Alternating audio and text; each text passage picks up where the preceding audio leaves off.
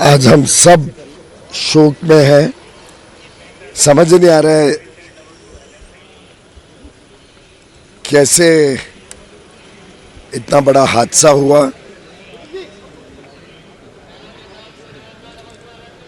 हमारे घनिष्ठ मित्र थे, हमारी सरकार में अहम पद पर थे, सहयोगी थे, महाराष्ट्र के बड़े ऊंचे स्तर के नेता और हम सब के प्रिय अजीत दादा अब नहीं रहे। मैं सुनेत्रा भाभी को, सुप्रिया जी को, पार्थ को, उनके लाखों लाखों चाहने वालों को, सबको अपनी संवेदना देता हूं और ईश्वर से प्रार्थना करता हूं कि उनकी आत्मा को शांति दें और परिवारजनों को हिम्मत दें इस बड़े हादसे को सहन करने के लिए।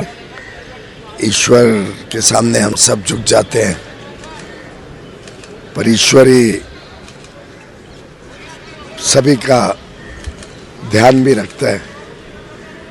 मेरी ईश्वर से यही प्रार्थना है कि परिवारजनों को हिम्मत दे। हम बहुत दुखित हैं। ये एक ऐसी घटना है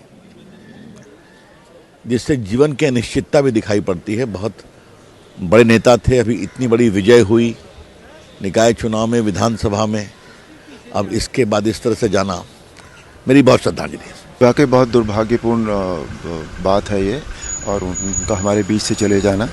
और महाराष्ट्र की राजनीति में तो वो बहुत अग्रणी रहे हैं, उनका योगदान बहुत है राजनीति में। तो ये वाकई बहुत दुख की बात है हम सब के लिए कि हमने एक अच्छा नेता खो दिया है। बहुत ही दर्दनाक घटना है।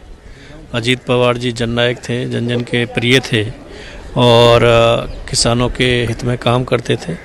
तो बहुत ही दुखद घटना है। भगवान उनकी आत्मा को शांति दे और उनके परिवार को दुख सहने की क्षमता प्रदान करे। महाराष्ट्र की राजनीति में, भारतीय राजनीति में इससे बड़ी क्षति नहीं हो सकती। बड़े जिंदा दिल इंसान, बहुत बड़ा नुकसान हुआ। मैं पर्सनली जानता था, उनको बारामती का राजा कहते थे, राजनीति का राजा कहते थे।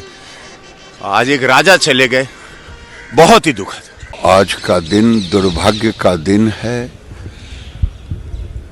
इतनी बड़ी दुर्घटना शायद हम पिछले दशक में ऐसी दुर्घटना कभी हमको दिखने को नहीं मिला।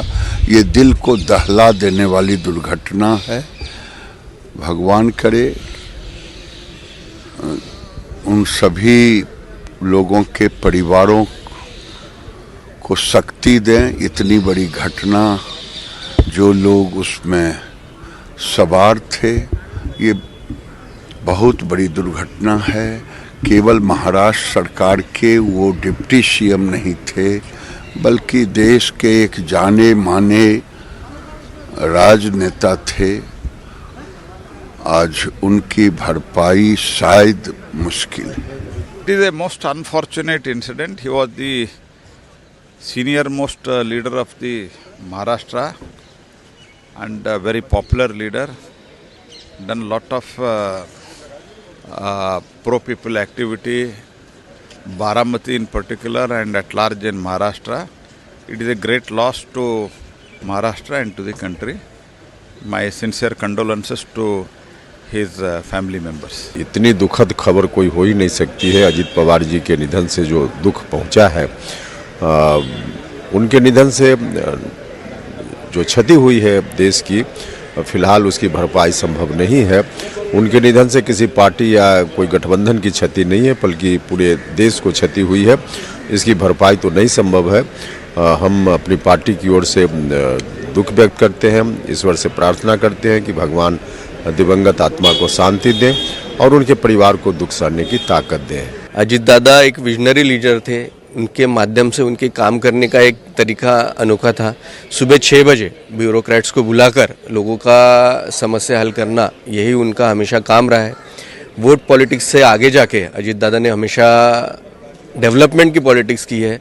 महाराष्ट्र एनसीपी के जो कार्यकर्ता और महाराष्ट्र की जो जनता है, इनके लिए ये बहुत दुख की न्यूज़ है।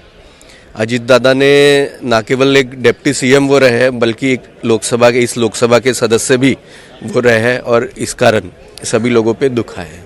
महाराष्ट्र की जनता और देश को इनके जाने से बड़ी खोट हुई है।